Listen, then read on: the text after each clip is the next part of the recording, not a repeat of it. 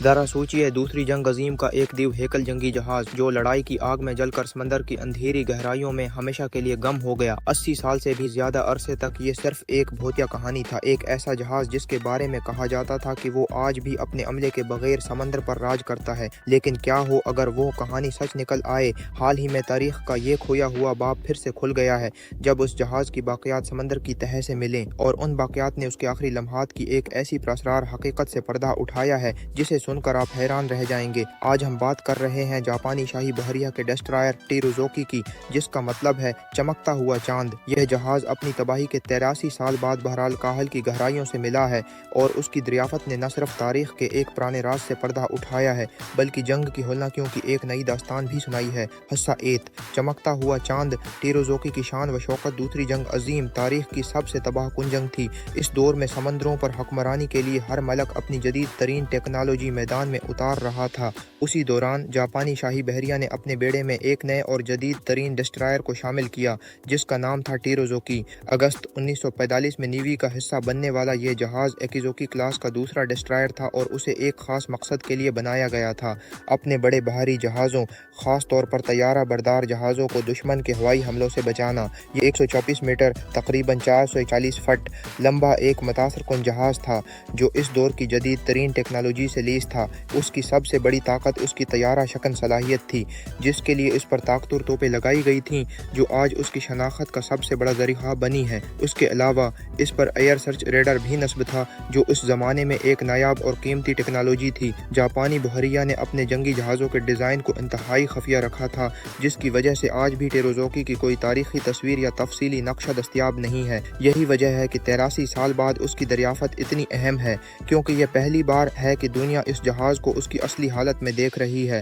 Commission ہونے کے فوراً بعد ٹیروزوکی کو بہرحال کاہل کے سب سے خطرناک محاذوں میں سے ایک گواڈل کینال کی مہم پر بھیج دیا گیا۔ یہ وہ وقت تھا جب جاپان اور امریکہ کے درمیان سمندری بالادستی کی جنگ عروج پر تھی۔ یہاں ٹیروزوکی نہ صرف اپنی ذمہ داریاں نبھاتا رہا بلکہ اسے ایک اہم اعزاز بھی ملا جب وہ مشہور جاپانی ایڈمرل ریئر ایڈمرل رائزو تاناکا کا فلیگ شپ یعنی سربراہی جہاز بن گیا۔ ایڈمرل تاناکا، جنہیں ان کی ضد اور بہادری کی وجہ سے اٹل تاناکا کہا جاتا تھا، رات کے وقت جنگی چالوں اور سپلائی مشنز کے ماہر سمجھے جاتے تھے۔ ٹیروزوکی کی قیادت میں وہ ٹوکیو ایکسپریس نامی خطرناک سپلائی مشن چلاتے تھے جن کا مقصد گواڈل کینال کے جزیرے پر پھنسے جاپانی فوجیوں تک خوراک اور اسلحہ پہنچانا تھا۔ حصہ 2، آخری سفر اور سمندر کی گہرائیوں میں گمشدگی۔ دسمبر 1942 تک گواڈل کینال کی جنگ ایک فیصلہ کن موڑ پر آ چکی تھی۔ جزیرے پر موجود جاپانی فوج خوراک، ادویات اور اسلحے کی شدید قلت کا شکار تھی اور ہزاروں فوجی بھوک اور بیماریوں سے مر رہے تھے۔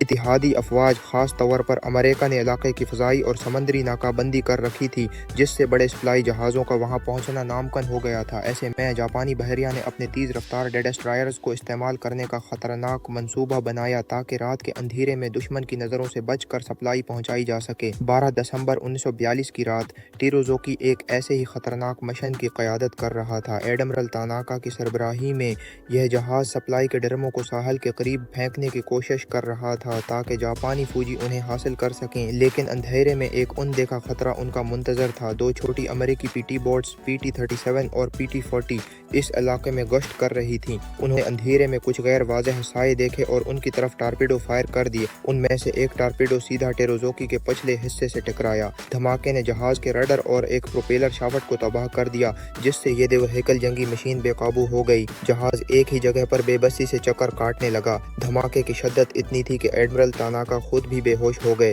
اس کے فوراً بعد جہاز کے پھٹے ہوئے ایندھن کے ٹینک میں آگ بھڑک اٹھی۔ عملے نے آگ بجھانے کی ہر ممکن کوشش کی، لیکن شعلے تیزی سے پھیلتے گئے اور آخر کار جہاز کے اسلحہ خانے تک پہنچ گئے۔ صبح کے تقریباً 4:40 پر ایک بہت بڑا دھماکہ ہوا جس نے ٹیروزوکی کے ٹکڑے کر دیے اور چمکتا ہوا چاند ہمیشہ کے لیے بہرحال کاہل کی تاریک گہرائیوں میں ڈوب گیا۔ اس حادثے میں 9 فوجی اہلکار ہلاک ہوئے جبکہ ایڈمرل تاناکا سمیت زیادہ تر عملے کو قریبی جاپانی جہازوں نے بچا لیا۔ اس رات کے بعد ٹیروزوکی کا ملبہ ایک ایسے سمندری قبرستان کا حصہ بن گیا جسے آئرن باٹم ساؤنڈ کے نام سے جانا جاتا ہے۔ یہ وہ علاقہ ہے جہاں صرف چند مہینوں کے اندر 100 سے زیادہ بحری جہاز اور ہزاروں فوجی سمندر کی نظر ہو گئے تھے۔ حصہ 3 بھوتیا جہاز کی کہانی اور 83 سالہ پراسراريت ٹیروزوکی کے ڈوبنے کے بعد وہ تاریخ کے صفحات سے تقریباً غائب ہو گیا۔ اس کے بارے میں کوئی تصاویر یا تفصیلی معلومات موجود نہیں تھیں اور اس کی آخری آرام گاہ ایک ماما تھی، لیکن جیسے جیسے وقت گزرا آئرن باٹم ساؤنڈ کے علاقے میں عجیب و غریب کہانیاں جنم لینے لگیں۔ ملاحوں اور مقامی لوگوں نے ایک پراسرار بھوتیا جہاز کو دیکھنے کا دعوی کرنا شروع کر دیا، ایک ایسا جہاز جو رات کے اندھیرے میں نمودار ہوتا اور پھر اچانک غائب ہو جاتا۔ یہ کہانیاں اتنی مشہور ہوئیں کہ ٹیروزوکی کا نام جنگ کی تاریخ سے نکل کر سمندری لوک کہانیوں کا حصہ بن گیا۔ یہ جہاز 43 سال تک ایک بھوت بن کر سمندر کی گہرائیوں میں چھپا رہا اور اس کی کہانی صرف افواہوں اور قیاس آرائیوں پر زندہ رہی۔ کئی دہائیوں تک کسی کو معلوم نہیں تھا کہ وہ کہاں ہے، کس حال میں ہے اور اس کے آخری لمحات کی اصل حقیقت کیا تھی۔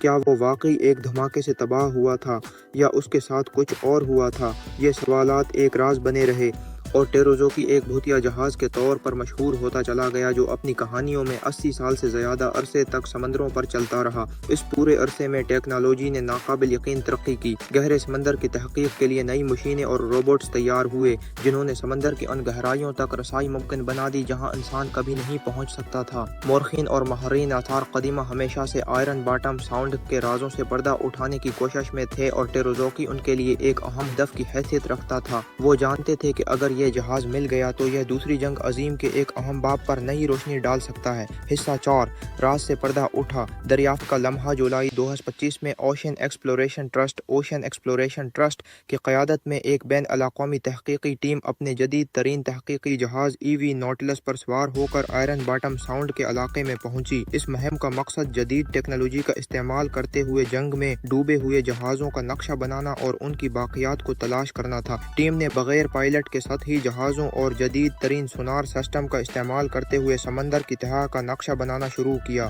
کئی دنوں کی تلاش کے بعد انہیں 800 میٹر تقریباً 200 فٹ کی گہرائی میں ایک بڑے جہاز کا ملبہ نظر آیا۔ یہ ایک بہت بڑا لمحہ تھا لیکن ابھی اصل کام باقی تھا، یعنی ملبے کی شناخت کرنا۔ ٹیم نے ہرکیولیس نامی ریموٹ سے چلنے والے روبوٹ ROV کو سمندر کی گہرائیوں میں بھیجا۔ جب روبوٹ کے کیمروں سے پہلی تصاویر لائیو فیڈ پر آئیں تو پوری ٹیم کی سانسیں رک گئیں۔ کانن کی آنکھوں کے سامنے تاریخ کا ایک گمشتہ باب تھا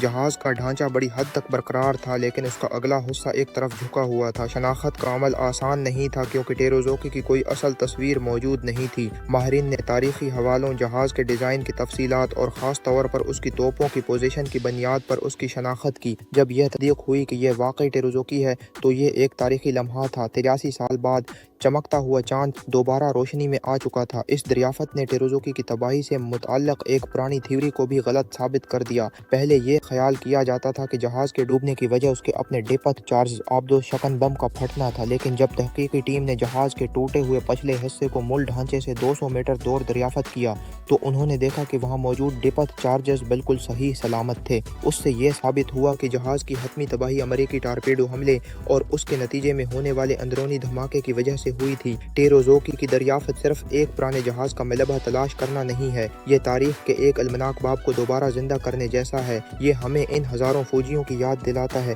جنہوں نے اس جنگ میں اپنی جانیں گنوائیں اور ان میں سے بہت سے آج بھی سمندر کی گہرائیوں میں اپنی آخری آرام گاہ میں ہیں۔ کیوٹو یونیورسٹی کے ماہر ہیروشی ایشی جو اس مہم کا حصہ تھے نے کہا 83 سال بعد اس جہاز کو دیکھنا ایک بہت جذباتی لمحہ تھا۔ اس کی توپیں آج بھی آسمان کی طرف ہیں جو اس بات کی علامت ہے کہ اسے ہوائی حملوں سے لڑنے کے لیے بنایا گیا تھا لیکن اسے ایک بالکل مختلف جنگ کا سامنا کرنا پڑا۔ یہ دریافت ہمیں یاد دلاتی ہے کہ تاریخ کبھی پرانی نہیں ہوتی۔ سمندر کی گہرائیوں میں چھپے یہ جہاز صرف لوہے کے ڈھانچے نہیں بلکہ یہ ٹائم کیپسول ہیں جو اپنے اندر کہانیاں، قربانیاں اور انسانیت کے لیے سبق سمیٹے ہوئے ہیں۔ ٹیروزوکی کی کہانی ایک بھوتیا جہاز کی کہانی نہیں بلکہ یہ جنگ کی حقیقت، انسانی ہمت اور تاریخ کو محفوظ رکھنے کی اہمیت کی کہانی ہے۔ آپ کے خیال میں سمندر کی گہرائیوں میں اور کتنے راز چھپے ہوں گے؟ اپنی رائے نیچے کمنٹس میں ضرور بتائیں۔ اگر آپ کو تاریخ کے ان گمشدہ ابواب اور پراسرار کہانیوں میں دلچسپی ہے تو ہمارے چینل کو سبسکرائب کرنا نہ بھولیں اور اس ویڈیو کو لائک کریں تاکہ ہم آپ کے لیے ایسی ہی مزید دلچسپ ویڈیوز لاتے رہیں۔ اگلی ویڈیو تک کے لیے کھوجتے رہیں اور سیکھتے رہیں۔